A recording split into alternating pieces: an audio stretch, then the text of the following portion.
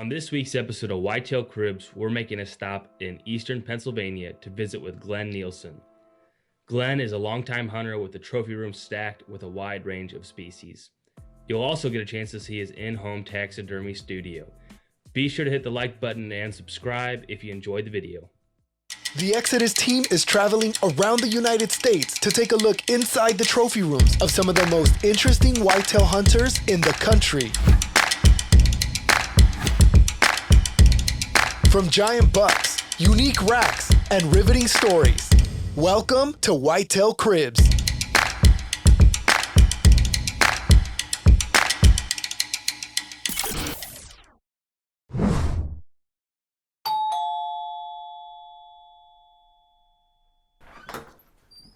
Hello, come on in. I'm Glenn. Welcome to my crib.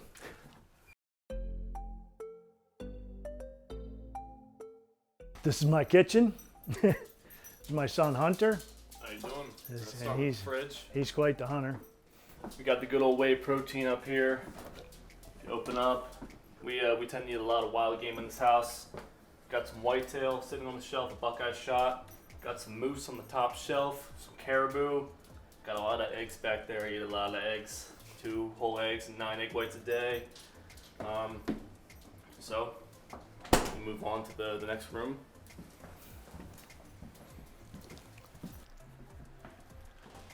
My wife's not home, but this is my wife, Jean Ann.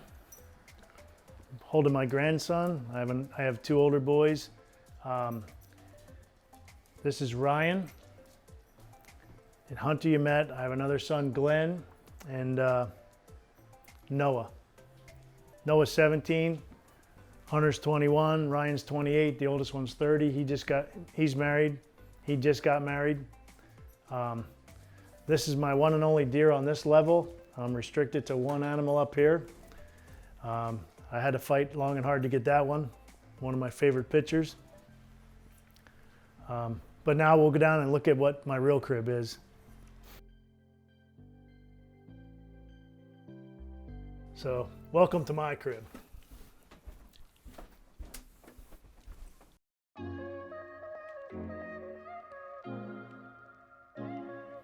So again, this is my love. This is what I've always enjoyed doing, and this has been something I've done since I was 12 years old. I've been fortunate enough to go on a lot of hunts, but I never really had that big, high-paying dollar job. I'm just a regular Joe, but I've saved my money to go on hunts and put it into that. I never really had a hot car or big stereos or any of those neat things, but I scrimped and scrounged and was able to go on these hunts, and it's what I've always loved. So I've been able to do some neat things. A lot of it's been local, but I did get to go on a few trips abroad over the years. I got a couple really neat hunts I can tell you about. But my deer, I felt like when I got this, my son recommended this, and I wasn't aware that he sent in for me to be on this show. I was quite excited and proud to be a part of it, but I was also dragging my feet because I don't have any Pope and Youngers. I don't have any Boone and Crockett deer. I was a product of where I hunted, and I was proud of the ones I got. I used to be happy to kill one with a 4-inch spike, and that's where I grew up, and I had a lot of fun shooting them, was proud to shoot them. But over the years, I've gotten a couple nice ones, but I'm still going for that big one. These are some of the different deer I got. This is my little memory wall. Some of the pictures of a couple of the deer I got, and one of Hunter and one of Ryan.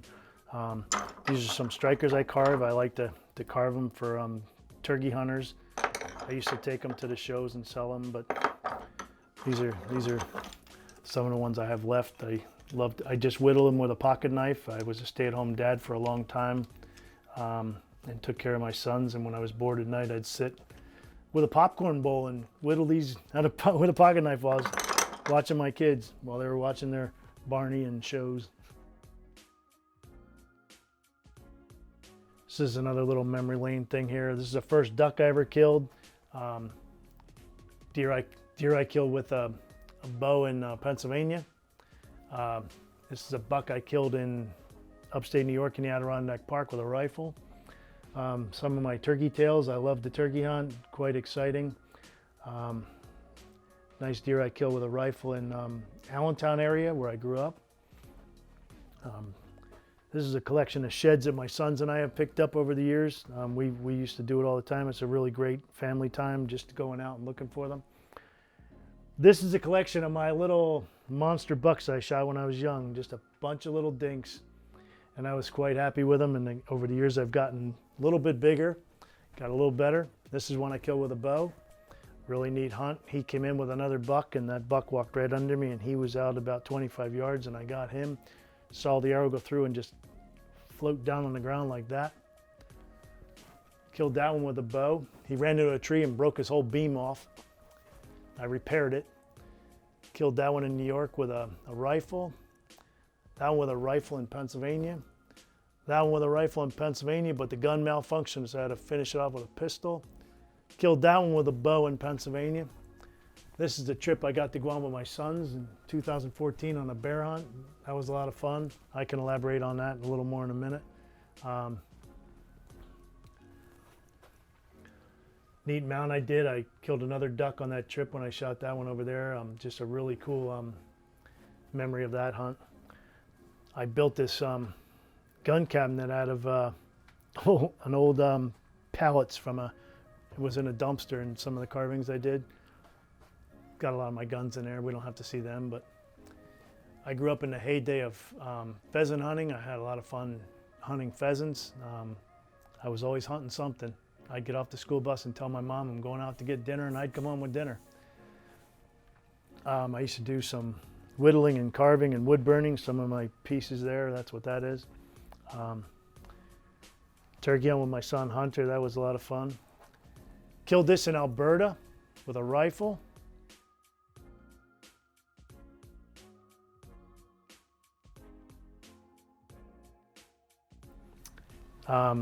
In 1991, I believe it was, I went on a bear hunt in Alberta, and I killed these two bear with a rifle in Alberta, Canada.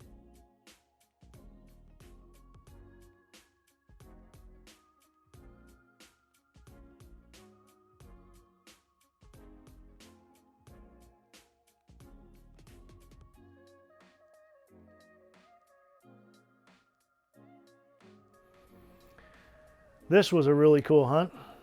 I took myself for my 50th birthday on a trip to Colorado. It's been on my bucket list since I was a kid. And in 1987, I went to Montana, and on a 14-day bow hunt, I never saw an elk. I heard one bugle.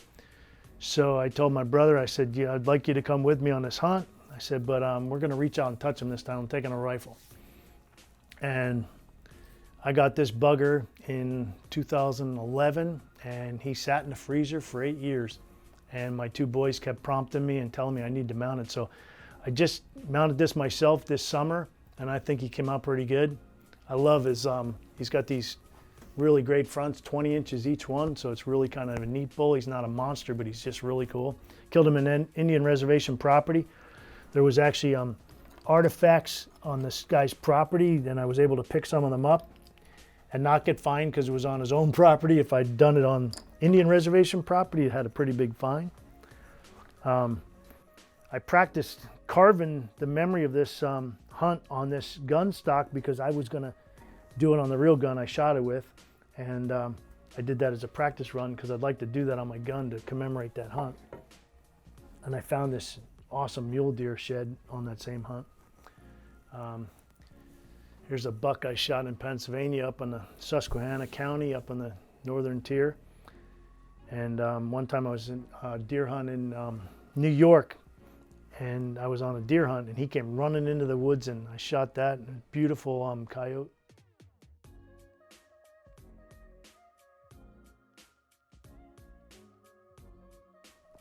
Some of my little fish I caught.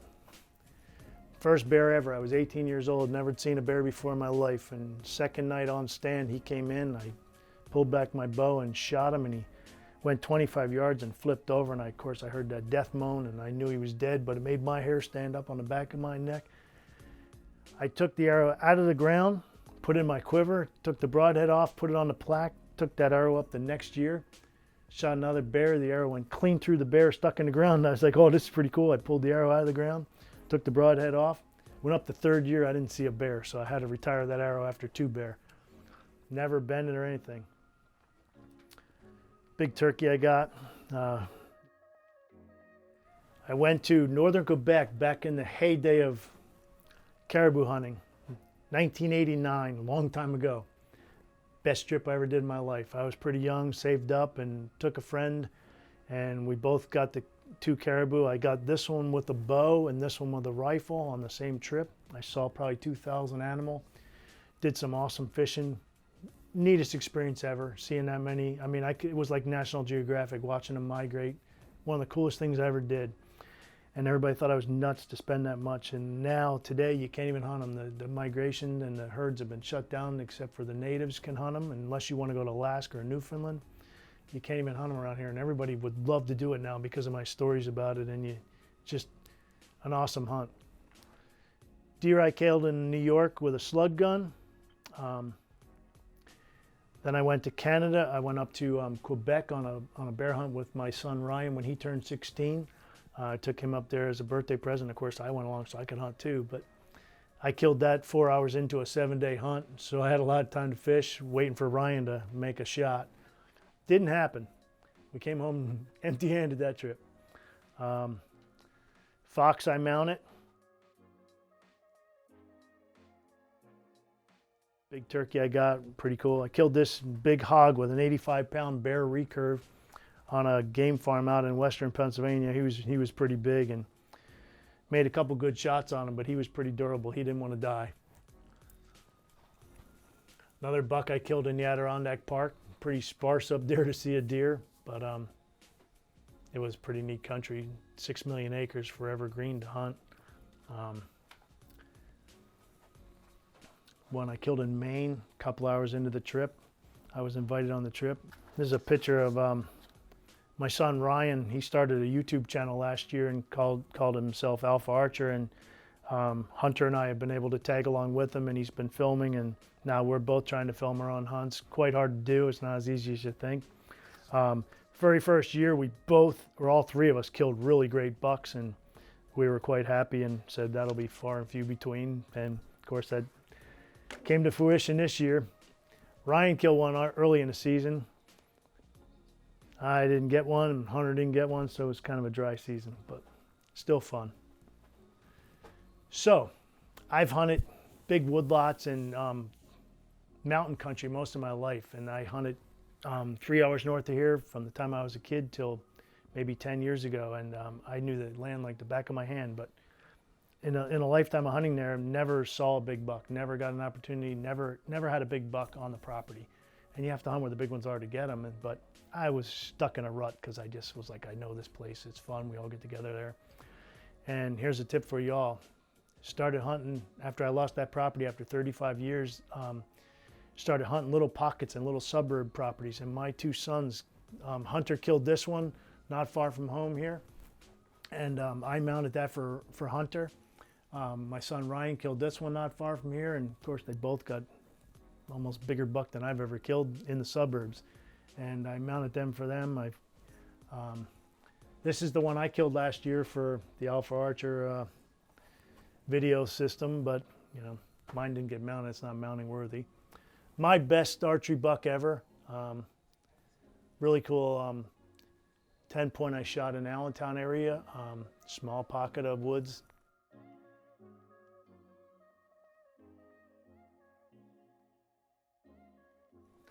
This was killed up in that property I had up in Susquehanna with a rifle. Hunter was with me on that hunt. It was really cool. The deer came charging down toward us, and I took it with a rifle.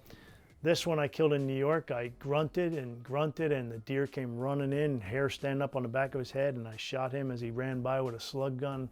One of my coolest experiences ever with grunting deer and calling to deer. This was kind of a fun hunt, memorable hunt, because back in the day, long before you heard about scent trails and scent drags and scent bottles and all that, I used to make my own stuff. I actually took a carpenter's chalk line, emptied the chalk out and took the line and filled it with deer scent and drug it behind me and tied it to a tree. I had a 5-point come up and rubbing the line full of scent and got himself all tangled and tied to the tree. But he wasn't big enough, so I passed him up. And then he got himself out and went down the hill, and 10 minutes later, this little pencily 9-point came by, and I got him with a bow, so that was pretty cool. And that was my first time ever learning that I get a little too excited. I'm a little different than anything you read about or watch or hear about. I would get too excited and I wouldn't wait. I would jump right out of the tree. I would leave all my gear in the tree and I'd jump out of the tree with my bow and I would go after the deer and finish it, because I knew I couldn't, with my excitement level, I could never do like these guys you see on TV now that do these follow-up shots from the tree stand. I just get too excited, I couldn't do it. So I would jump down and finish them off right away. Probably not too good for my health, but I did it many times. Coyote I got in New York, pretty cool. That's my 85-pound recurve that was willed to me from a friend of my dad's from years ago. That's what I killed that hog with.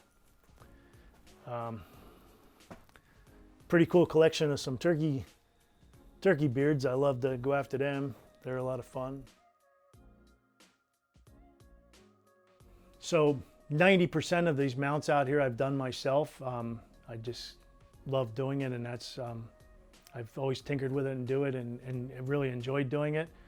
So now I've kept all my equipment and some of my skills to do it for my boys and my dad and myself. So this is the room where I do this. This is the big one Hunter shot last year. We have it on our Alpha channel. That was a really cool hunt. I'm getting ready to mount that for him. So Ryan, my son Ryan, he killed a real nice one last year with a bow, and he decoyed it in. So when he decoyed it in, it was in a real aggressive stance and stuff. So that was pretty cool, and it's a little unicorn buck, so it's kind of unique and it has some neat knurling on the back. He knew it wasn't a monster, but it was a really cool buck, and it was neat the way he got it to come in. Here's one I shot with a rifle on the same day as my father, back where I grew up in Allentown area. He shot a big 6-point. I shot this one, and we were on the same hunt where I grew up. So that was pretty neat. So I'm going to mount that one. This deer here, a friend of mine, he grew up in Washington State, and he had this mounted 36 years ago, and he shot it with a bow, and it's quite an awesome buck for a blacktail. And the mount deteriorated. It was not done properly. And actually, this is the form from 36 years ago, and you can see how antiquated it was, and that's the form and the way it was screwed to the skull with one little screw, and it kind of fell apart. So I told him I would remount it for him. So this is actually the way he's going to find out. He doesn't know. It's a surprise. I've had it for a while, and I actually started it, and I'm almost done. So that's a cool one. This here is probably my favorite archery deer kill in my life. I shot this when I was pretty young, early 20s, and it's just a really cool buck. He was coming toward me, but there was 2 other buck with him, and they came up and stood right under me, and they were walking around right under me. I'm like, oh, I got to shoot that one, but he's never going to get close enough because they're going to spook. They're going to catch me or win me. And I waited and waited and waited, and he got to about 20 yards, and I shot him. He took off, ran 60 yards. I saw him fall over. Of course, I jumped out of the tree and ran over, counted his points. Then I ran a 1/4 mile across the road, down into the woods on the other side, and ran right up to my dad, who was in his tree stand, and said, "Dad, I just shot a 10-pointer with a bow." He goes, "Oh, thanks a lot. You just ruined my hunt." And I said, "Well, I was pretty excited." But that's how excited I used to get. I just love being out there and doing it, and now I have my 2 sons that go with me, so I don't know what else I can tell you, but I love doing it. Well, I don't care what you do or where you go now, but it was fun. It was a pleasure having you here, but I got a lot to do. Take care. Time for you to go. See ya.